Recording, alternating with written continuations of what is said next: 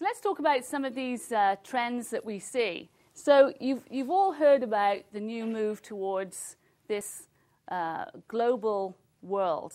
And I've seen that you've had a couple of presentations, people like John Doerr, who've touched on that. So I won't copy what they've said, but I would just like to iterate to you how this is changing, because we are looking more and more at companies who will have global plays.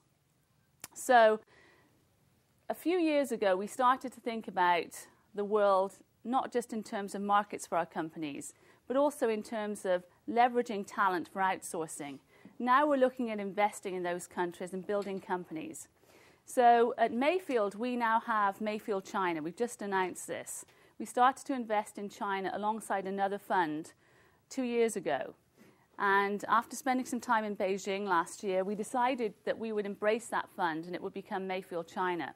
So we are now investing in companies that are participating in the Chinese local market, and also in companies such as semiconductors and components that are looking to exploit the global opportunity from China. So this is very exciting for us. In order to be global, you have to be local. So we have a local team in place there. So we're not trying to manage those companies from here, but we are trying to learn what is important there. So we are spending time trying to understand those new opportunities and how we can also support the companies that we've invested in. So once again, you've got a country that is emerging and growing fast and is looking to leverage what's been done in the US, but also adapting those things to its own market. And what is interesting, one of the companies we've invested in China is a dating site. So there's lots of online dating here.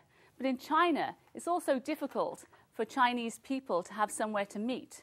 So our online dating has an offline component. So we have lounges and places where people can actually meet the people they've met online, offline. So, you have to adapt some of those businesses for the local markets. And I thought that was particularly interesting. And they're very nice rooms, by the way. It's all about having tea and coffee, and that's about it. But it was fun to see. So we're also looking to India very carefully. And if you look at the Indian market, there is just a huge middle class there, and there is an abundance of talent, and there may be many of you here who come from India. What is interesting is that we're seeing more entrepreneurs going back to India to build businesses there. And there is a very strong communications infrastructure there that's being built, and the talent that's building that is taking those products and taking them to other markets. So I mentioned we've just invested in an optical networking company. 2 of our partners are in India right now, and they're looking to assess how we might address the India market. So we think for us it would be very difficult to spend too much time developing early stage companies like we do here, but we'd like to get involved later and take it from there. But very interesting. And the other thing when you look at these countries is that you're not necessarily investing in technology. You might be investing in a shoe manufacturer, or the next Starbucks, or the next Hertz. And so it's very exciting looking at these types of businesses and how we can build great global companies.